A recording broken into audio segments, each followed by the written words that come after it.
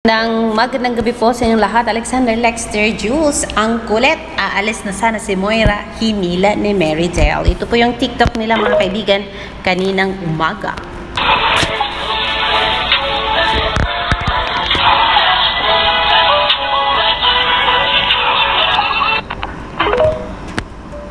Ayun, nasubrahan yata ang kembot. Hila or nasobrahan ng hila ni Maymay doon kay ayan, shopping galore with Super Janela. Ang ganda, nakikipag-shopping po si Janela Salvador kasama si Dimples Romana, Maymay Entrada, Moira de la Torre and KZ Tandingan. Ang sabi ng mga netizens dito, they are happy sa mga bagong kasama ni Maymay sa kanyang shopping galore. Ang ganda po ng ating dilag, naka-tube po siya. Eyes on me pala. Eyes on me. Naka-jogging lang po. Naka-jogging pants lang po si Maymay with her tube top. O diba? Dinner with, they had dinner. Ang sabi dito sa caption. Hindi ko mabasa. Masyadong maliit. Pero yes, kasama dito ang buong staff and crew ng ASAP in Milan. O, diba? Reward yourself, mahal. You deserve it. Yan ang sabi ni Luchi Misha. Pagkatapos makita yung gigs at galaan ng Mary Dale Maymay Entrada kasama ang ibang grupo this time. Not AC Bonifacio, but yung mga kaedad yata ito ni Maymay. Sina Dimples Romana, Janela Salvador is younger than Maymay, of course.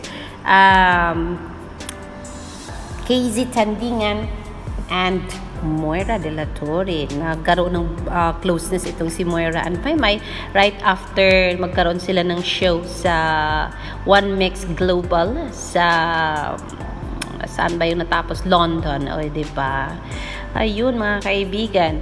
So, yes, what else is up sa mga career ni Maymay at sa mga ginawa ni Maymay dyan? Let's go to her Instagram na kung saan nagbitbit sa kanya sa mga news online apart from, of course, yung sa TV Patrol na hindi isinali ang ating si Mary Dale Maymay Entrada. So, Maymay Entrada posted 7 photos. Ito po yung una. Ito yung pangalawa. Of course, who took this? It was her and Kim Chiu. Some of the photos were taken by Donnie Pangilinan, I think. Ayan, di ba? May rampang nangyari po kay Mary Dale Maymay Entrada. Chada mahigugma dito sa Milan, Italy. O, di ba?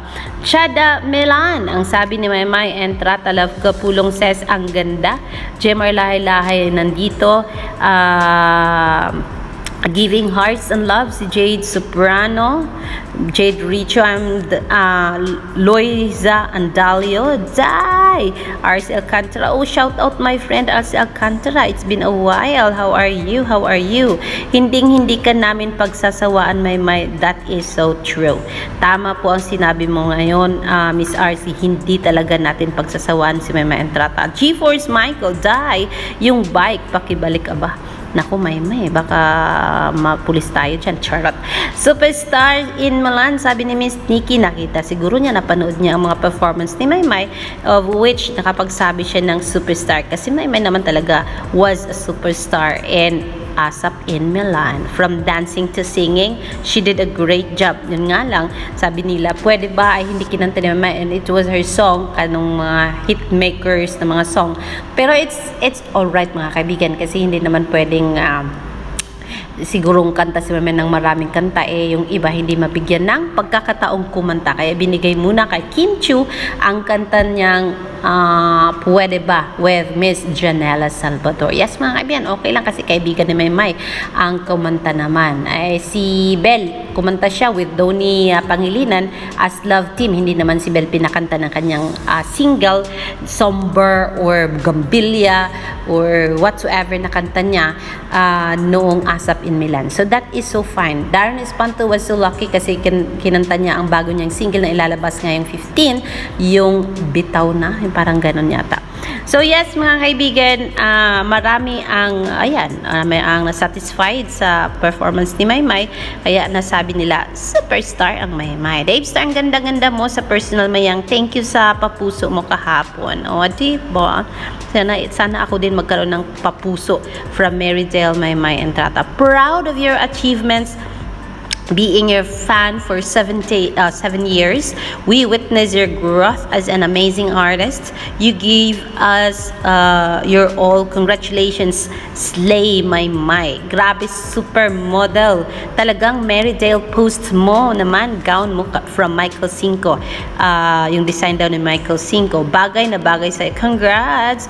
Proud ka. Ikaw, finale ng runway walk of Ama Kabugera song mo, diba? Proud din kami, Maymay Entrata. Kung proud na proud ka, mas lalo na kaming proud. Of course, mas proud doon ang boyfriend mong si Aaron, and of course, yung pamilya mo na si Mama Lorna and your brothers. Grabe, napakagaling mo sa ASAP Milan.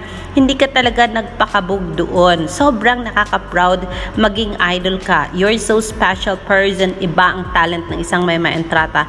Gugulatin ka lagi. O diba? Parang akala mo yun na yung binibigay ni Maymay sa ASAP in Philippines.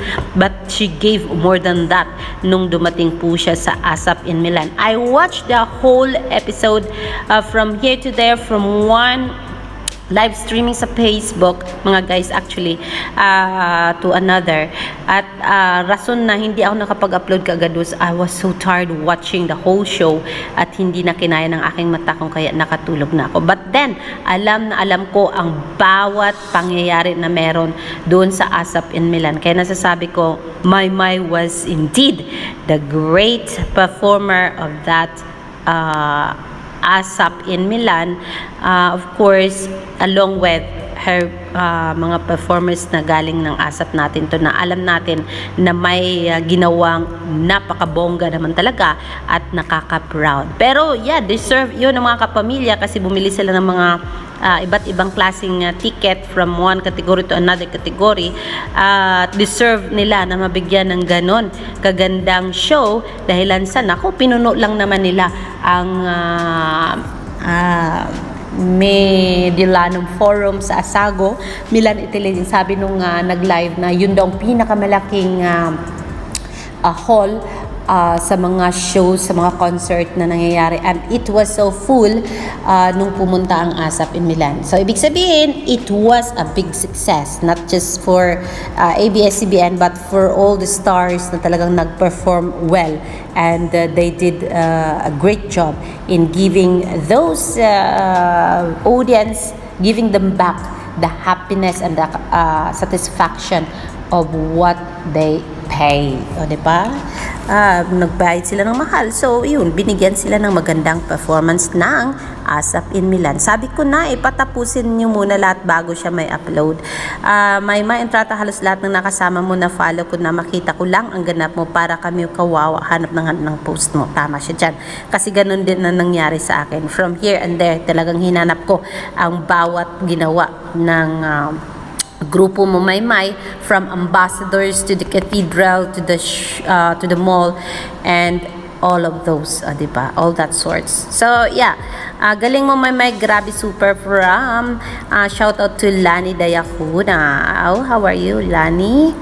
And yes, yan muna po ang ating update, and we are so happy to share with you guys the yun, na-realize ko din nung makita ko dito sa post sa social media na kumanta din pala si Maymay doon sa last or finale song ng ASAP in Milan, na kung saan kasama niyang kumanta una Eric Santos, and then Maymay Entrata, and then Kim Chiu, and then Miss Regine Velasquez, diba? So ang video na yan, of course, ididikit natin dito for you to have big smile in your heart, kasi syempre, di ba, mga kaibigan, nakaka-proud ang isang Maymay Entrata. Naku, hindi nyo ba alam, ipopost ko din mamaya yung ginawa ni Maymay na talagang sabi kong flexible talaga si Maymay. She can do whatever she want, na ma-please hindi lang yung sarili niya, making herself happy, but of course yung mga makakasama at nakakasama niya sa bawat performance niya, o di ba? So yeah, that is our latest update from my Instagram. So I will bring you more later mga kapamilya dito lang sa ating channel. Alexander Lexter Jules, magandang gabi po sa inyong lahat. Pasensya na, madami to kasi marami akong gustong sabihin. At meron pa isang isi-share mamaya sa sobrang haba, ayoko nang dagdag pa dito. See you in a bit for more.